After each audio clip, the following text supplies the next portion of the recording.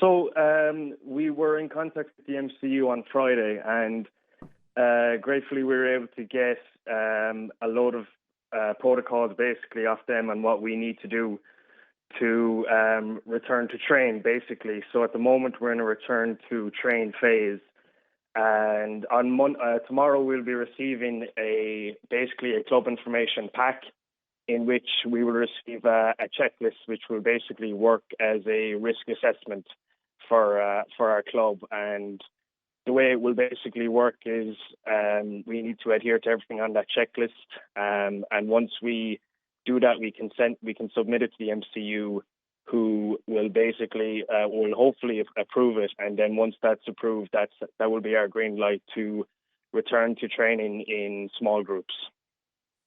Is there a date? Is there a timeline for that?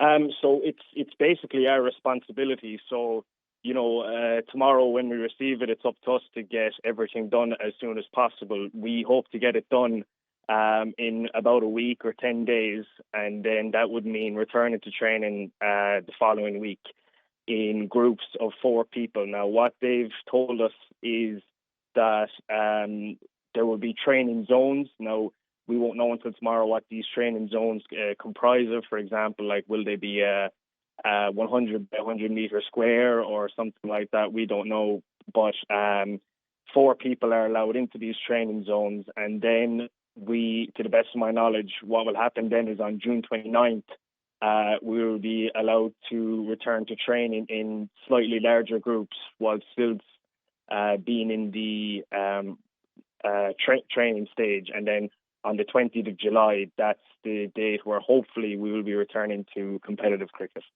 Okay. Would there be a COVID-19 officer, like in other sports, appointed to Limerick Cricket Club?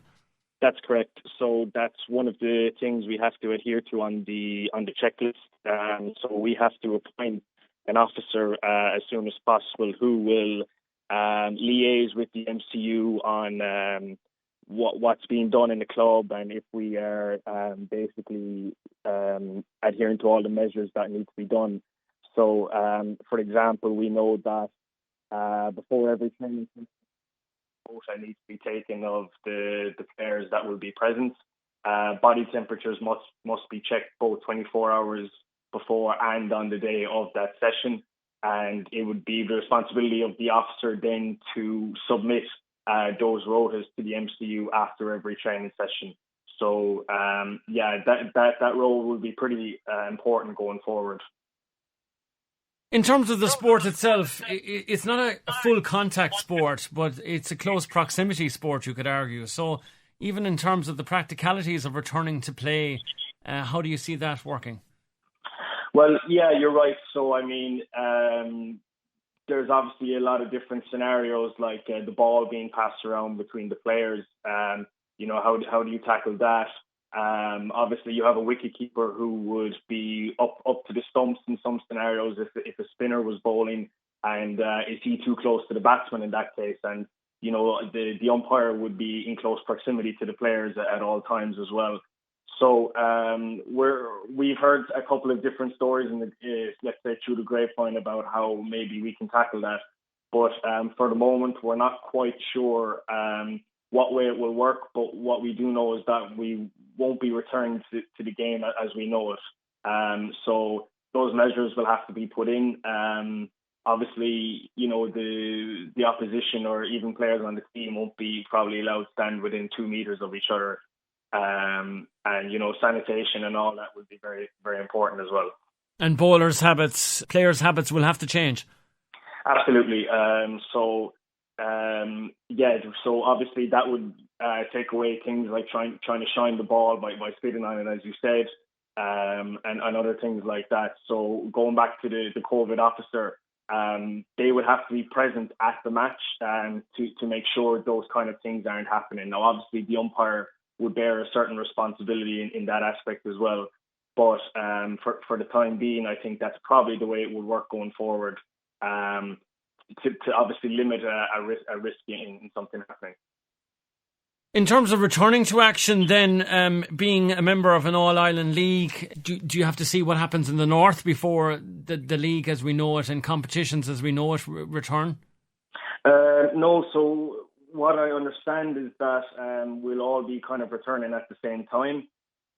So it's kind of like rugby in the sense that it's an all Ireland organisation. So Cricket Ireland will be making sure the same policies are probably in the north as they are in the south as well.